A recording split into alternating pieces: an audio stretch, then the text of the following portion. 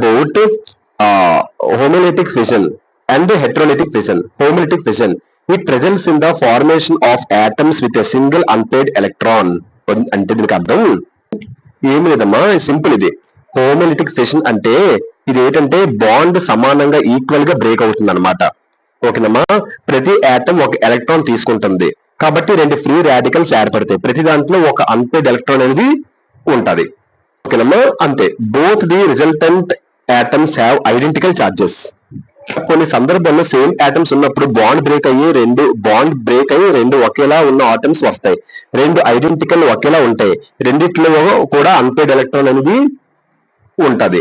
కాబట్టి both the resultant atoms have identical charges.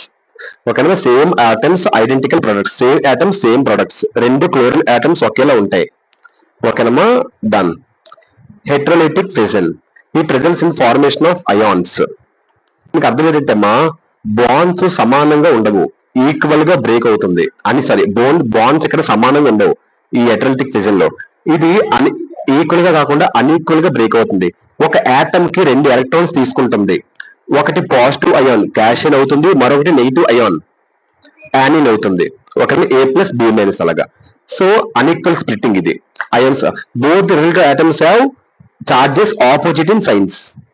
ఈ point కి అర్థం ఏంటంటే అమ్మా, హెట్రోలైటిక్ ఫిషన్ లో ఈ బాండ్ అన్ఈక్వల్ గా బ్రేక్ అవుతుంది అనమాట. ఒక ఆటమ్ రెండు ఎలక్ట్రాన్స్ తీసుకుంటుంది కాబట్టి ఒకటి పాజిటివ్ ప్లస్ మరొకటి negative B minus, positive A plus negative B minus. అందువల్ల రెండు ఆటమ్స్ కి ఆపోజిట్ చార్జెస్ అని ఉంటాయి. Unequal splitting, opposite charges, unequal split opposite charges గా వస్తాయి. ఇదమ్మా homolytic fission and heterolytic fission. Last and final short అమ్మా.